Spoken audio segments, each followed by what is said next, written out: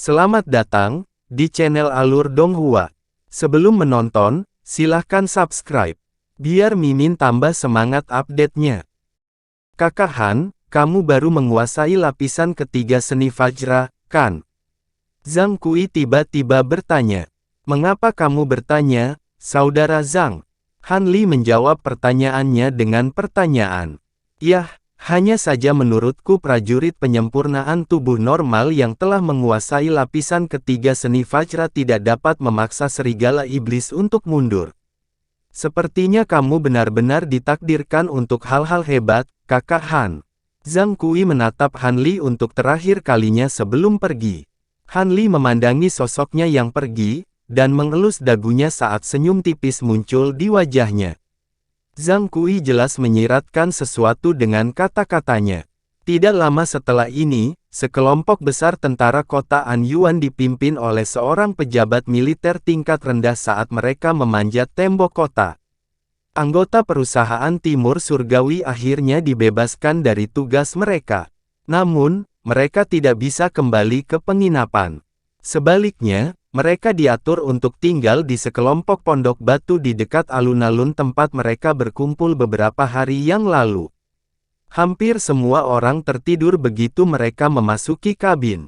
Han Li tidak lelah sama sekali, tapi dia tetap tinggal di kabinnya dan bermeditasi di tempat tidurnya. Malam yang tenang dan lancar berlalu.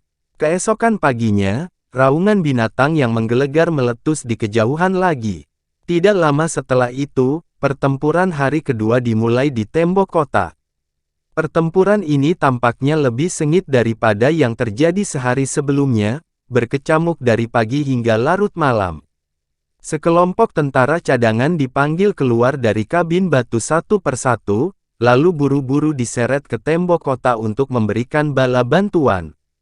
Dalam rentang satu hari, 4 kelompok telah diambil dari area alun-alun tempat Han Li berada.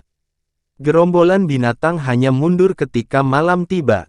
Ketika Han Li muncul dari kamar batunya malam itu, dia disambut oleh pemandangan para prajurit yang baru saja dibebas tugaskan dan kembali ke alun-alun. Tampaknya sekitar 70% dari semua pasukan yang dikerahkan tewas dalam pertempuran, dan sebagian kecil yang tersisa semuanya berlumuran darah. Sebagian besar mengalami luka-luka, bahkan ada yang kehilangan anggota tubuh. Mereka berada dalam keadaan yang jauh lebih menyedihkan daripada kelompok Han Li hari sebelumnya. Pada titik ini, banyak orang lain juga keluar dari kamar batu terdekat, dan terpana dengan apa yang mereka lihat.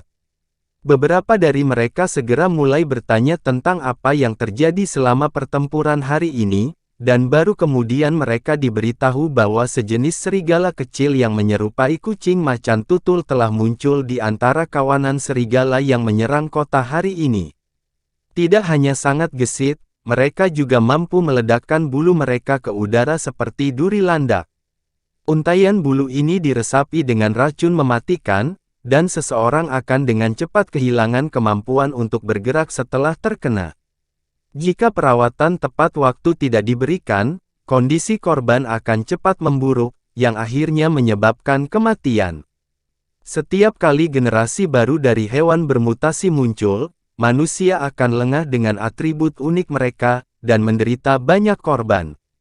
Namun, keturunan baru dari hewan bermutasi ini akan dilenyapkan dengan sangat cepat melalui proses alami. Kalau tidak, akan ada jauh lebih banyak ras binatang bermutasi di dalam kawanan serigala. Serigala kecil yang bermutasi ini telah muncul dalam jumlah besar selama pertempuran yang baru saja terjadi, membunuh sebagian besar pasukan yang telah dikerahkan untuk menjaga tembok kota.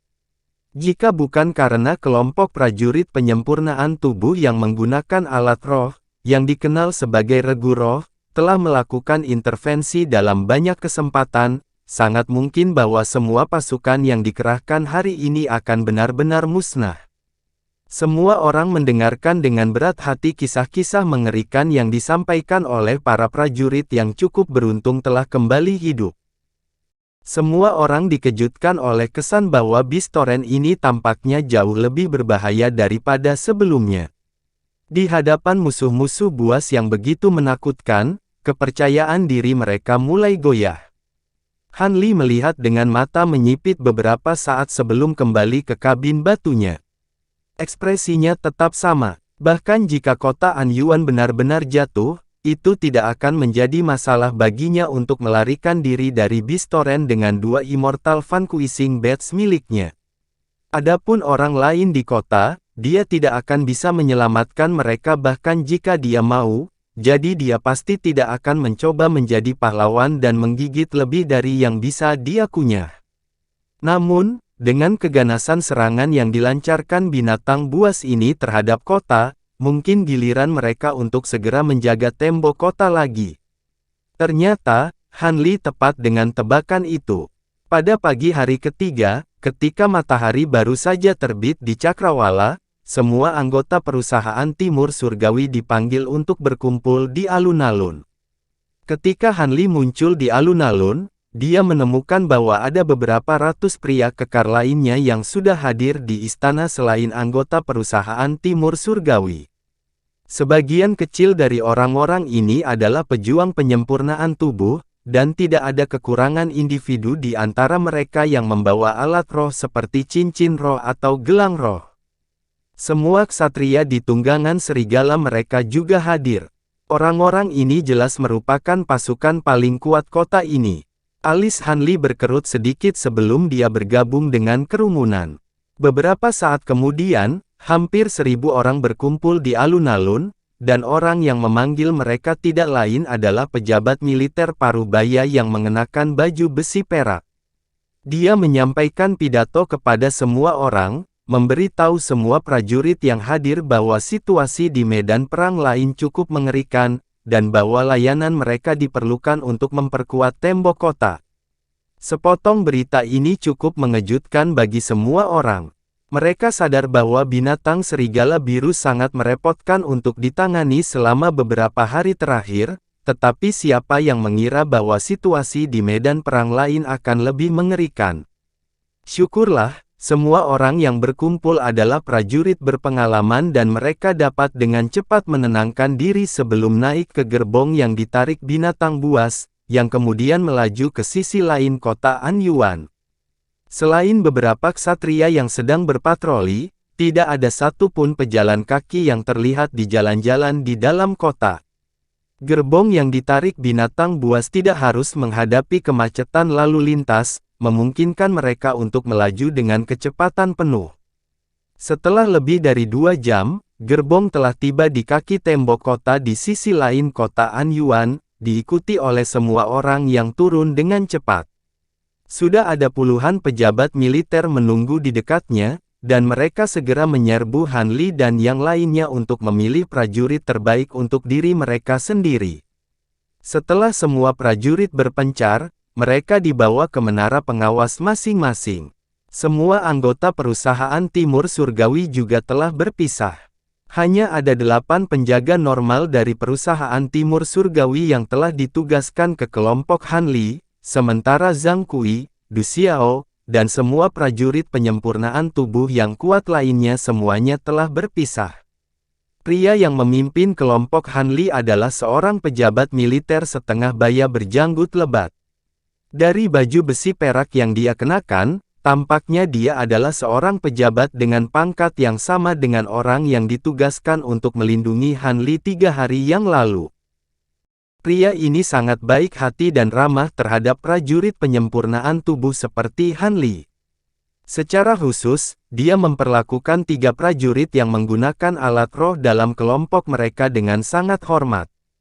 Selain beberapa anggota perusahaan Timur Surgawi dalam grup, tidak ada orang lain yang menyadari betapa kuatnya Han Li, jadi dia tentu saja tidak menarik perhatian pejabat militer.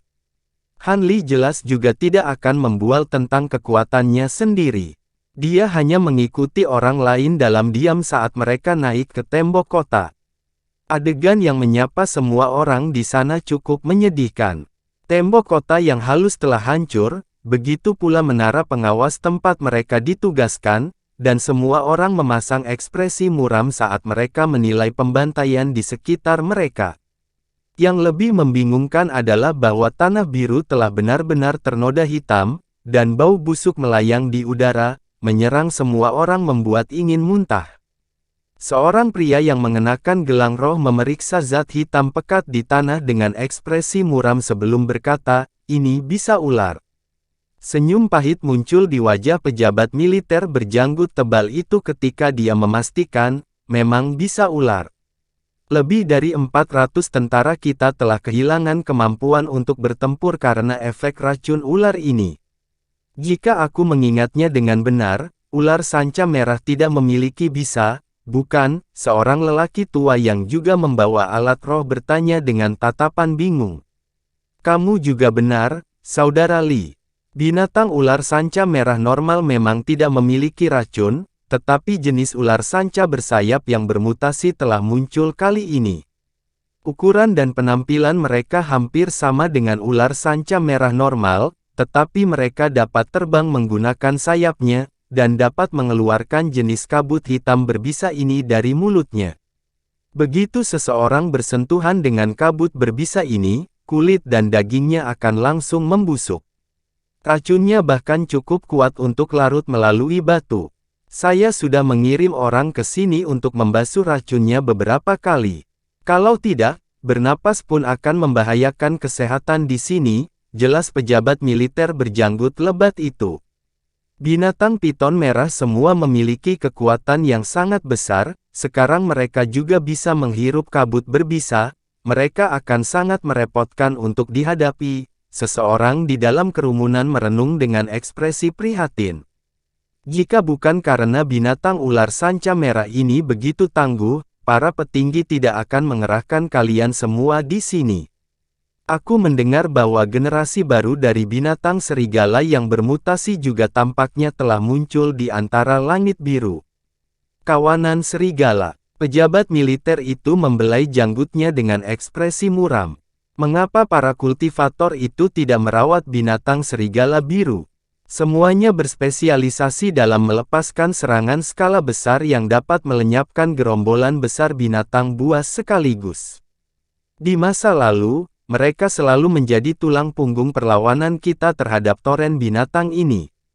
Jangan lupa bahwa Leokon bis itu belum pernah muncul sekalipun selama bis toren ini. Para kultivator itu pasti disediakan untuk memerangi lebih banyak binatang iblis yang lebih menakutkan. Jika binatang iblis itu muncul setelah menghabiskan kekuatan sihir pada binatang yang lebih rendah, maka tidak akan ada harapan tersisa untuk kota Anyuan kita. Pejabat militer itu memberikan jawaban yang menyedihkan. Semua orang mulai saling memandang dengan ekspresi prihatin setelah mendengar jawaban ini. Tampaknya masa depan kota Anyuan bukanlah masa depan yang sangat optimis. Pejabat militer itu dapat melihat pesimisme merayapi pasukannya, dan dia segera memberikan kata-kata penyemangat. Baiklah, tidak perlu terlalu khawatir, semuanya. Piton bersayap yang bermutasi hanya mampu mengeluarkan satu semburan kabut berbisa. Setelah itu, mereka harus istirahat sebentar. Selanjutnya, dari pengamatan kami selama ini beberapa hari ini, kami telah menyimpulkan bahwa ular sanca yang bermutasi itu telah kehilangan hampir semua kemampuannya untuk bertarung.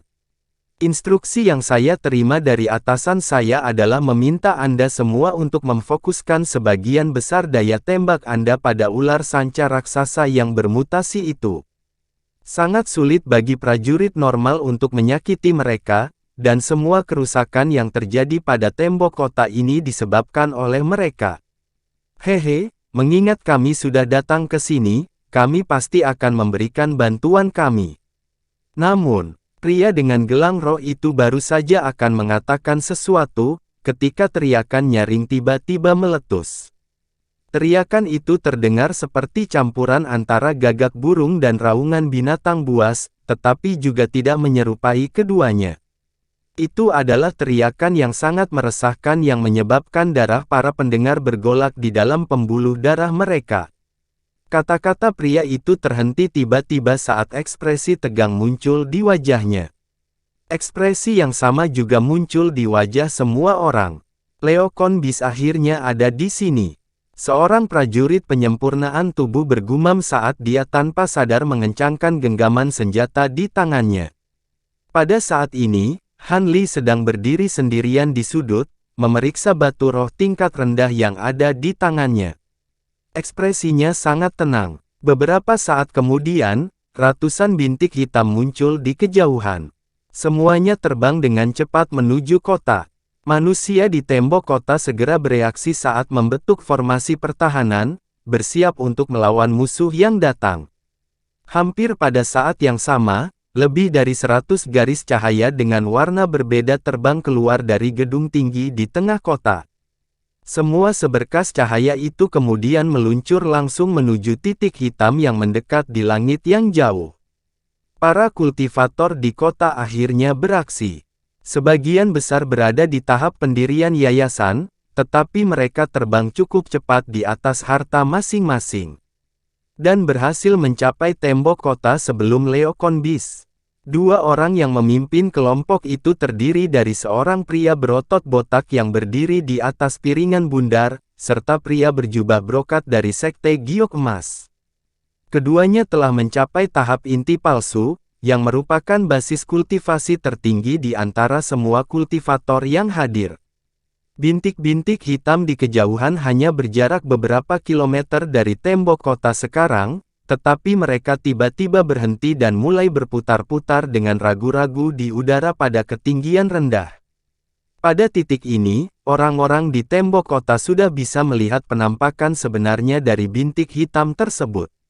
Mereka menemukan bahwa ini semua adalah binatang iblis dengan kepala macan tutul dan tubuh elang. Memiliki sepasang sayap berbulu putih dan kuning, mata mereka bersinar dengan cahaya merah keunguan, sementara tubuh mereka berkilauan dalam segala warna. Binatang iblis ini hanya berukuran beberapa kaki, dan mereka cukup mungil dan anggun dalam terbang.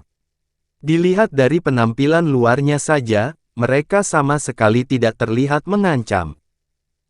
Namun, semua kultivator di langit mengenakan ekspresi yang sangat suram, tampaknya sangat waspada terhadap binatang iblis ini.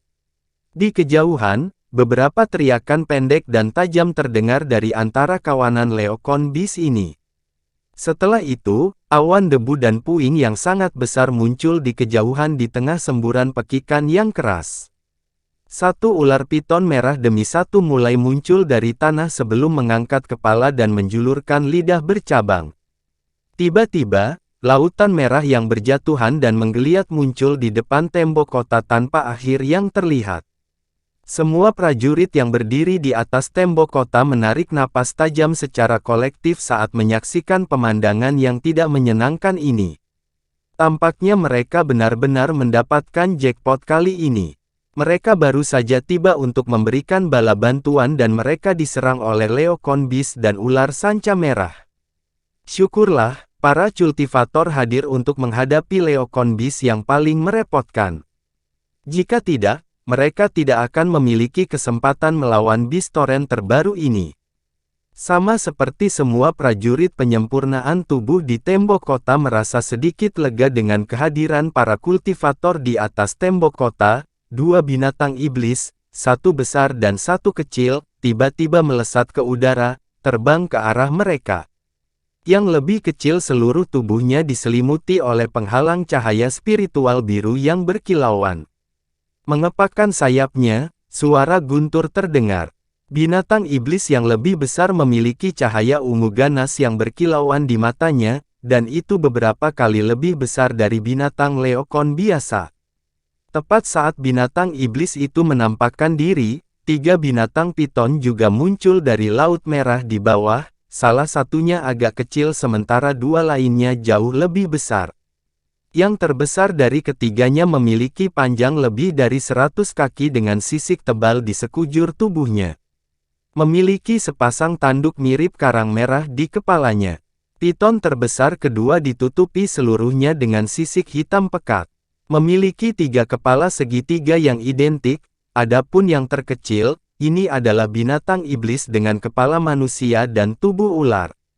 Itu memiliki sepasang lengan, sepasang tangan yang masing-masing memegang tombak tulang.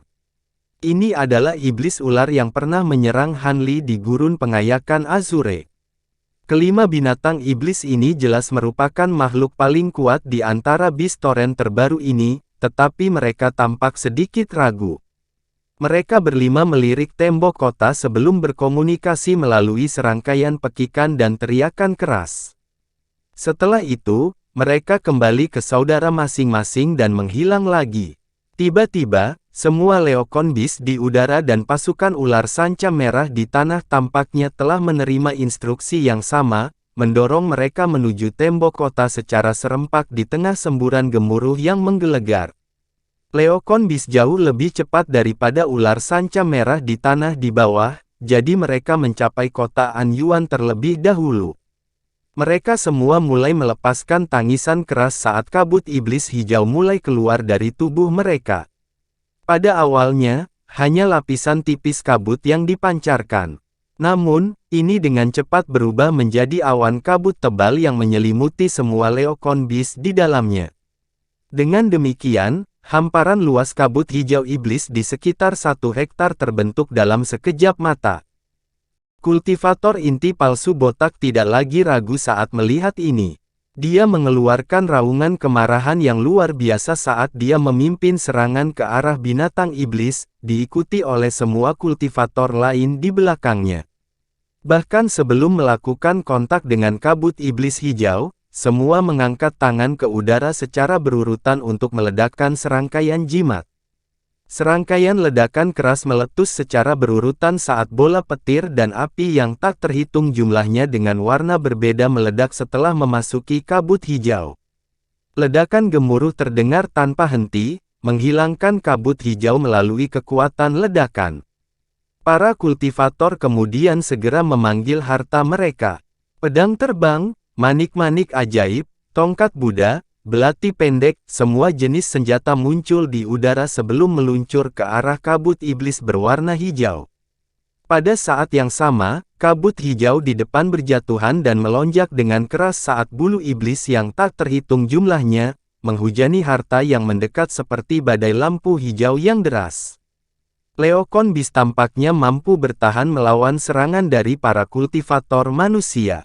Setelah melihat ini, semua kultivator manusia mulai membuat segel tangan dan melantunkan mantra, memanipulasi harta untuk menembus badai lampu hijau. Namun, sepertinya tidak ada habisnya bulu iblis yang terbang keluar dari dalam kabut hijau, dan tidak satu pun dari mereka yang berani maju lebih jauh, tampaknya cukup waspada dengan kabut hijau ini. Pada saat ini, ular sanca merah juga akhirnya mencapai kaki tembok kota. Piton merah berpencar menjadi kelompok selusin atau lebih, masing-masing menggigit ekor satu sama lain untuk membuat rantai yang saling berhubungan dengan panjang lebih dari 100 kaki. Rantai ular sanca merah ini melingkar sebelum melompat ke udara seperti anak panah besar, bergerak menuju puncak tembok kota dengan cepat. Setelah naik ke udara, ular sanca merah mengayunkan tubuh ke arah tentara yang berdiri di atas tembok kota. Sebagian besar prajurit yang telah dikerahkan ke tembok kota ini telah melawan ular piton merah sebelumnya, tetapi sangat sedikit dari mereka yang telah menyaksikan strategi inovatif yang digunakan oleh ular sanca ini. Karena itu, mereka benar-benar lengah, dan melakukan tindakan pembalasan. Sebaliknya, prajurit biasa kota Anyuan sepertinya sudah meramalkan kejadian seperti itu. Mereka semua segera berkumpul menjadi kelompok dengan tertib, dengan prajurit barisan depan mengangkat perisai untuk membentuk barikade sementara prajurit di belakang menyerang menggunakan busur silang. Tampaknya menjadi strategi yang cukup efektif. Busur besar di tembok kota juga menembakkan panah yang masing-masing panjangnya sekitar 10 kaki, membuat mereka terbang di udara dengan cepat. Cahaya dingin melintas saat satu demi satu piton merah ditusuk oleh panah-panah besar sebelum mereka memiliki kesempatan untuk memanjat tembok kota. Hanya dengan satu panah, lebih dari 10 ular sanca merah ditebang pada saat bersamaan. Setelah kepanikan singkat, para prajurit penyempurnaan tubuh juga berhasil mengatur ulang diri mereka sendiri sebelum beraksi, menggunakan senjata saat memotong ular piton satu demi satu dengan mudah. Mereka semua memiliki tubuh yang kuat, sehingga ular piton normal sama sekali tidak berdaya melawan mereka.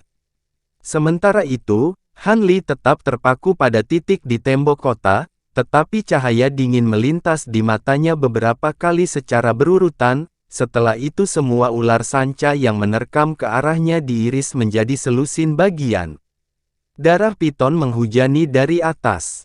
Dengan tingkat penguasaan seni Vajra saat ini dikombinasikan dengan penggunaan seni pedang berkedip, dia mampu melepaskan serangan ajaib, meskipun dia hanya memegang pedang biasa di tangannya. Tidak hanya dia mengayunkan pedangnya ke udara dengan cepat, serangannya benar-benar tanpa suara dan dijiwai dengan kekuatan yang menghancurkan. Bahkan harta tingkat rendah kemungkinan besar akan terbelah dua oleh satu serangan pedangnya, apalagi binatang piton biasa ini. Karena itu, Han Li tidak memedulikan ular sanca merah Norma yang menghujani dari atas, alih-alih mengalihkan pandangannya ke arah segerombolan ular sanca di kejauhan. Dia agak tertarik pada ketiga setan ular itu. Namun, tepat pada saat ini, ledakan keras tiba-tiba meletus di dekatnya, diikuti oleh lolongan manusia yang menderita. Han Li sedikit goyah setelah mendengar ini sebelum mengalihkan pandangannya ke arah sumber keributan.